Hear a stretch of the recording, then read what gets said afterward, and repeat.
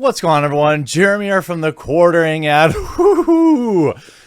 Just imagine poking your head out to have a nuclear bad take, only to then, of course, spin that into a victimhood complex on roids. Now, Angry Joe once, I can't remember if he said it in a video or if he said it to me directly when we were talking in DMs or something, but he does have a valid point. He talked about or mentioned something along the lines of like, look, certain people are just gone. They don't have any influence anymore. The only reason they're still relevant is because people like you keep covering them. He's not wrong. And I have tried to, in Anita's case, just kind of basically leave it alone. It would appear to me that she's moved on from her previous grift kind of thing. And you know what? I do wish her the best in life, and I hope that she finds a new passion that doesn't mess with our video games. It would appear that it's now Star Wars and The Mandalorian.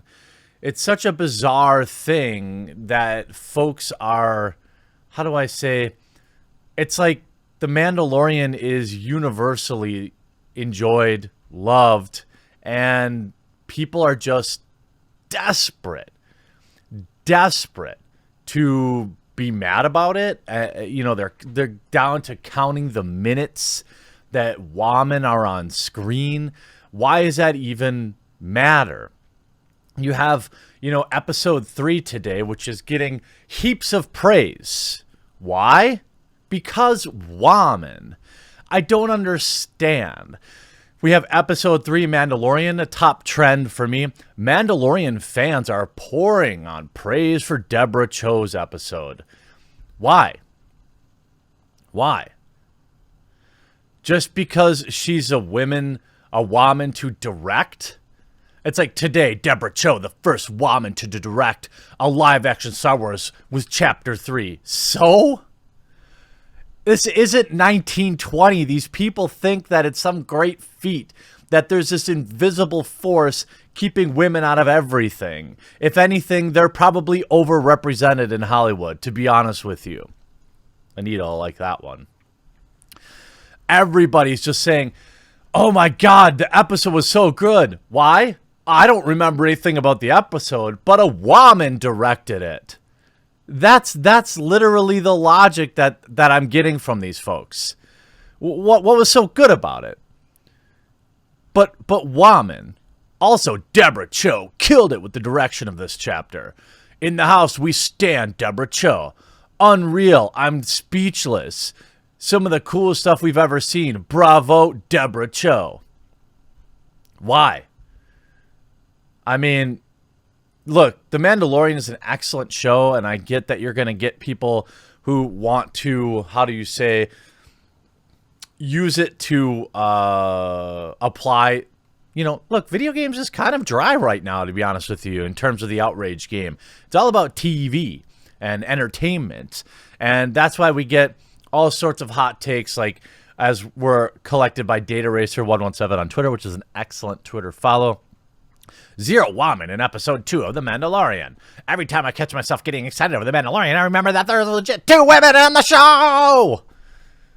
Well, everyone forgot that this week because woman directed it, apparently. But what was hilarious to me, Anita Sarkeesian tweeted out, I'm extremely tired. Am I extremely tired, or is there not a single female speaking character in the first episode of The Mandalorian? I've got to have missed something. 2,900 replies, 500 likes. Now, I'm not a fan, and again, to remind people that I don't like dogpiling, and I don't want anyone to go and, you know, pile on. But this is now up to 5,300 comments. She goes to say, I'm extremely tired, not a woman. I guess Jon Favreau was like, well, if we just make all the vehicles female, like the ship from Blurg were good, right? That's the right amount of female. It feels especially jarring. That's a new, like, SJW word, jarring. That's a popular one the last year. We heard that a lot about Call of Duty. How much recent films have done to amplify woman and woman of color. You're not European. You can't spell it with a U, Anita. Come on, girl. Who've been historically marginalized in the franchise.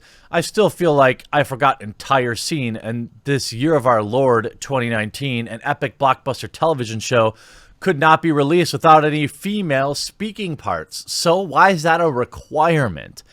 It's such an absurd worldview to have this quota in your head and have it be some sort of requirement that a certain number of people, because what it is ultimately about control. People aren't really interested in the number of women in Star Wars. It's about you listening to me and doing what I say. You can't make any. Like, I want to hear a quantifiable argument backed by data that says all shows are better because of the correct, air quotes, number of checkboxes. Like, legitimately, I want to hear that argument. You know why you haven't heard it and I haven't heard it? Because it doesn't exist. There are many amazing films that are basically all female cast or all male cast or some level of mixture. It has nothing to do with the exact percentages or how many lines anyone has. Like, the women in Tombstone are pretty memorable, but they have very few speaking lines. It's ridiculous. So then what happens? Oh, she's like, oh, shout out to Jay Dustin for reminding me that one of the scenes had a female character. Lol, sigh still.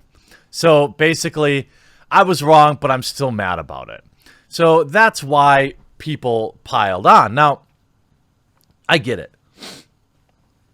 Anita just trying to live her life. She's just trying to make her money. This is what she does. I don't hate her for it. In fact, I would love to have Anita on the show and discuss some of these things. Like, since everything's kind of calmed down from all the craziness, I would love to hear a genuine case for some of these arguments. I'd love to hear how you're so sure that one more woman speaking would have made The Mandalorian better in any way. Of course, the internet reacts. Look, because of who she is, when she has a terrible hot take, it gets bad. People remember her. People react. People cover it. Saying, wow, nearly 3,000 replies because one woman voices her opinion that we shouldn't be at a point anymore where we just accept media that normalizes patriarchy. What? What? First of all, this is a really well-crafted tweet, really nefarious.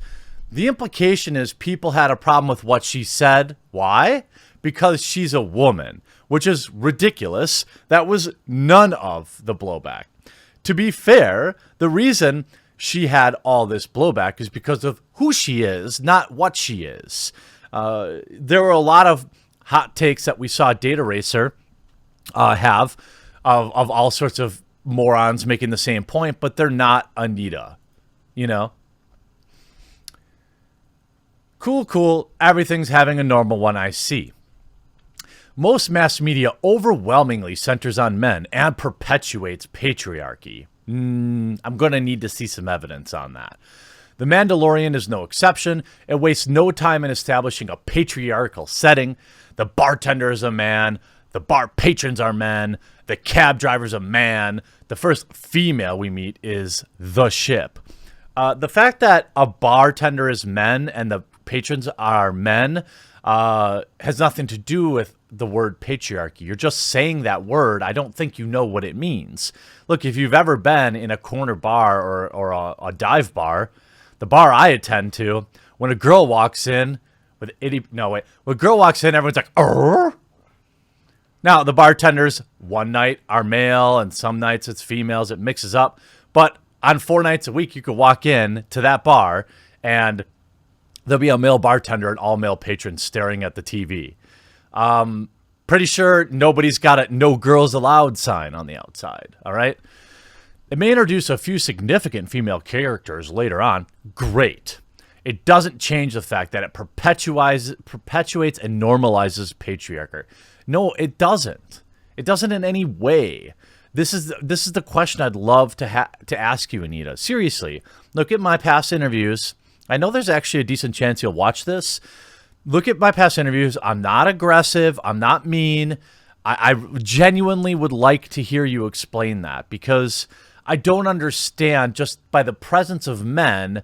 It sounds like the argument you're making is the presence of men equals patriarchy, which is just simply untrue. We all accept the patriarchy in our mass media without batting an eye. When someone calls it out, we get upset. I wonder why. Again, no, that's not necessarily true. You look at the thousands of people with similar hot takes receiving no backlash. Last night I tweeted in a tweet I made a typo, and B was distraught that there were no female speaking parts. You were distraught? Just don't watch it. I was wrong, and I forgot there was one in one scene with one woman. So I'm still right. This morning I woke up to 2,000 replies and still coming in. These replies are a mishmash of "no one cares" and "you're pathetic," "leave our precious toys alone." Yeah, that sounds like a fair representation of the argument. Now, I'm sure there were people that were spicy. I'm sure of it. It does offer us a moment to reflect on online harassment is much more than sensational headlines and threats. It can also be aggressive dog piles of thousands of voices desperately trying to silence a feminist and progressive perspectives. So is the implication that only feminists and progressive perspectives experience this? Talk to a few conservatives online. Why don't you call up the old Drumpy and see how he feels about his mentions? By the way, you could simply mute a single tweet and never get another update from it ever again.